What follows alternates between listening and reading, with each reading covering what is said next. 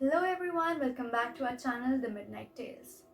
तो आज हम वापस आ चुके हैं एक दिल दहलाने वाली स्टोरी के साथ। एक ऐसी स्टोरी जो आपकी रातों की नींदें उड़ा देगी। ये स्टोरी मुझे मेरी बुआ ने बताई थी, पर उनको किसी और ने नहीं सुनाई थी। ये उनकी एक स्टूडेंट की है, जिसमें उन्होंने भी एक बहुत बड़ा रोल प्ले किया था। इस स्टोरी में एक रूम की वजह से एक मासूम लड़की की जान जाने वाली थी। तो let's start the story, the haunted room.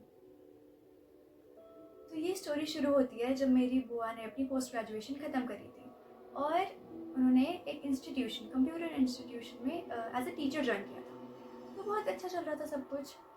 उनके बैच में आई गेस 35 to 40 स्टूडेंट्स थे। तो सब कुछ अच्छा चल रहा था। उन्होंने इसलिए ज्वाइन करा था कि जब आगे कोई और जॉब इंटरव्यूज़ देने हो तो उनके पास एक्सपीरियंस हो।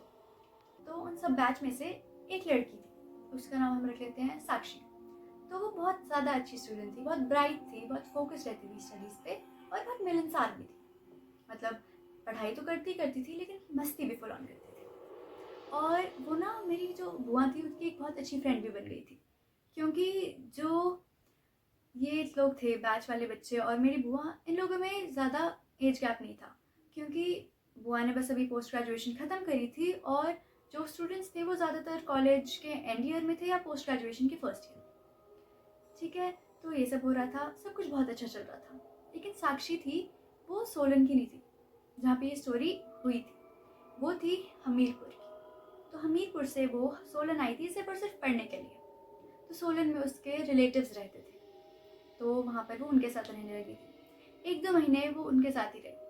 लेकिन बोलते हैं ना, जब आप किसी और के साथ रहते हो आपको खुद भी कंफर्टेबल फील नहीं होता, ना ही जो लोग हैं वो ज़्यादा टाइम तक आपके साथ रहना मतलब पसंद करते हैं। तो सो उनके बिहेवियर में भी थोड़ा सा चेंज दिख गया था कि हाँ, अब उन्हें मतलब मेरे साथ नहीं रहना है। तो उसने एक रूम देखना शुरू कर दिया था, एक 1 BHK। तो वो ढूंढती रही और उसे 1-2 दिन में मिल गया, जो कि काफ़ी मुश्किल है मिलना, पर फिर भी उसे मिल गया और अच्छे प्राइस पे। तो वो 1-2 दिन में ही वहाँ पर शिफ्ट हो गई थी। तो बहुत सब कुछ अच्छा चल रहा था, अभी भी नॉर्मल चल रहा था सब कुछ। पर अब यहाँ पे कहानी ने एक बहुत बड़ा टर्न ले लिया था। इस फ्लैट में जो साक्षी है उसके साथ थोड़ी वियर्ड चीज़ें होना शुरू हो गई थी, और ये चीज़ें उसके जो बिहेवियर है, उसका जो नेचर है, उस पर इफ़ेक्ट कर रही थी। तो इंस्टीट्यूशन में जब वो आती थी, अब ना वो चेंज हो चुकी थी, उसका बिहेवियर थोड़ा सा चेंज होना हो गया था शुरू। तो वो ना थोड़ी स्लीपी सी रहती थी, सोई रहती थी क्लास में, ज़्यादातर फोकस नहीं रहती थी अब स्टडीज़ पे। तो बुआ ने 1-2 दिन नोटिस करा, फिर तीसरे दिन जाकर उन्होंने पूछ लिया कि बेटा कोई प्रॉब्लम है, कुछ मतलब दिक्कत है, ना ही आप कुछ पढ़ रहे हो अच्छे से, ना ही किसी से बात कर रहे हो, कोई दिक्कत है तो बता सकते हो आप। फिर जो साक्षी थी उसने बोला कि no ma'am, nothing like that, कुछ ऐसा नहीं था, वो टाल रही थी बात को।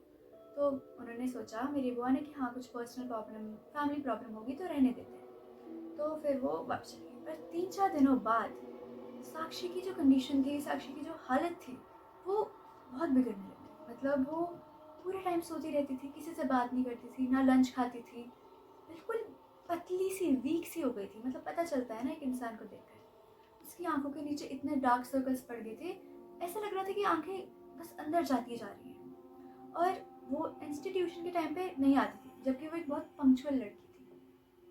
वो इंस्टीट्यूशन के टाइम से बहुत लेट आती थी और रात को घर ना जाने के बहाने मतलब लगाते रखती थी। बोलती थी मुझे पढ़ना है, मैं लाइब्रेरी में बैठी हूँ, मुझे पढ़ना है। पर वो पढ़ती कभी नहीं थी, वो या तो ऐसे ही बैठी रहती थी, मतलब ये अच्छी तरीके से बैठी रहती थी, बहुत वीक हो चुकी थी, हड्डियाँ दिखने लग गई थी उसकी। तो अब मैम को थोड़ी ज़्यादा चिंता होने लग गई थी, मतलब बुआ को ऐसा लगा था कि कुछ सीरियस बात है। तो उन्होंने एक बार जाकर सीरियसली उससे पूछा कि साक्षी, कुछ दिक्कत है, प्लीज़ शेयर, मैं क्या पता हेल्प कर पाऊँ। साक्षी ने बोला, मैम आप कहाँ समझोगे, जब पेरेंट्स नहीं समझ रहे आप क्या समझोगे, आप कहाँ बिलीव करोगे मेरी बात में। बुआ ने बोला, और कोई बिलीव ना करे, मैं ज़रूर बिलीव करूँगी, बताओ।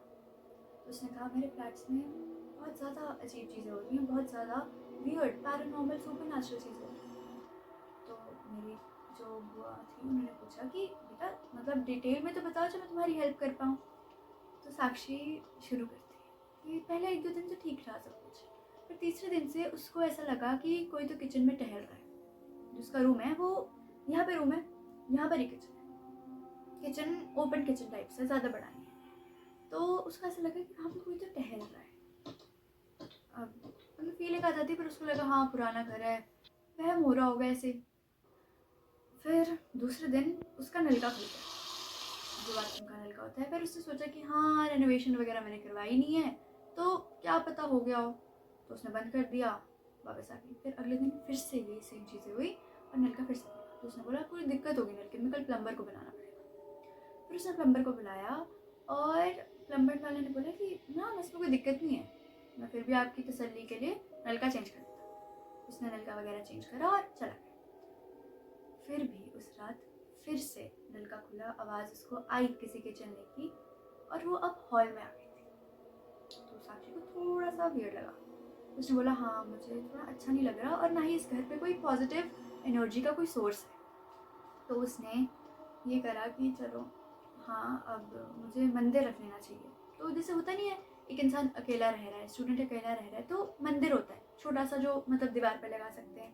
तो वैसा सा एक मंदिर ले लिया उसने और दीवार पे लगा दिया। पूजा पाठ करा अच्छे से, उसको खुद से अच्छा लगा कि हाँ अब तो ये चीज़ नहीं है। लेकिन जब वो सुबह उठी, उसे देखा कि जो मंदिर था वो नीचे गिर चुका है, जो मूर्तियाँ वो टूट चुकी है, फ्रेम्स टूट चुकी हैं पूरी तरीके से। उसे अब थोड़ा वियर्ड लगा कि नहीं कुछ तो ठीक नहीं है। चलो उसने बोला कि हाँ मैंने कील भी अच्छे से क्या पता ना ठोकी और वो ना सह पाई हो मंदिर का वजन।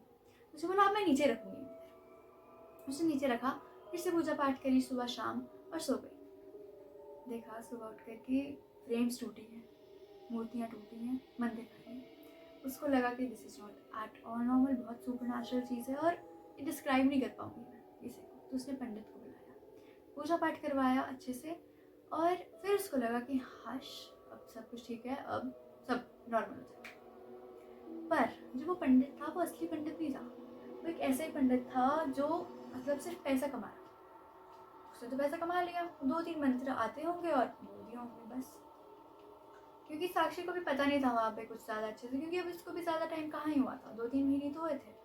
पंडित वगैरह के बारे में उसको पता नहीं था। उसने घर पे भी कॉल करा था, लेकिन जो घर वाले थे उन्होंने बोला अरे ऐसा कुछ नहीं था, पंडित को बुला लें अरे सही हो जाएगा, ठीक हो जाएगा। पर फिर से उस दिन जब वो आराम से सो रही थी, उसे लगा कि उसके साथ कोई तो सो रहा है। फीलिंग आ जाती है ना कि हाँ कोई तो है, पता चल जाता है किसी और की प्रेजेंस। उसको डर लगा। उसके ऊपर से बहुत सारी चीज़ें हो रही थी, आवाज़ आ रही थी, नलका खुल रहा था, और तो और उसके कान के पास उसे किसी के सांस लेने की आवाज़ आ रही थी। जैसे भागने के बाद इंसान बहुत तेज सांस नहीं करता, जैसे सांस चढ़ जाती वैसे। अब उसने जैसे तैसे वो रात रजाई के अंदर मतलब भगवान का नाम लेते रहते काट ली। 6 बजे वो उठी, वो चली गई। उसके बाद से वो 2-3 दिन घर वापस गई नहीं, चाहे वो लाइब्रेरी में रहती थी, पार्क में रहती थी, रेस्टोरेंट में, वो घर कभी नहीं जाती थी। उसने मम्मी पापा को फिर से कॉल करके बोला कि मम्मा पापा ये सब हो रहा है, मैं क्या करूँ। उन्होंने बोला अरे बेटा ऐसा कुछ नहीं होता, तुम्हें खुद से लग रहा है। तो अब इंसान टूट सा जाता है ना, कोई मेरी बात पे बिलीव क्यों नहीं कर रहा। ये सब हुआ। फिर मेरी जो बुआ थी उनको इन चीज़ों पे बिलीव नहीं करना था, लेकिन साक्षी की कंडीशन देखकर कोई भी बिलीव कर लेगा इन बातों पर, कोई भी। तो फिर मेरी बुआ ने साक्षी से कहा कि कोई बात नहीं, सब ठीक हो जाएगा। फिर यहाँ पर ये चीज़ें एंड नहीं होती, ये और भी डरावना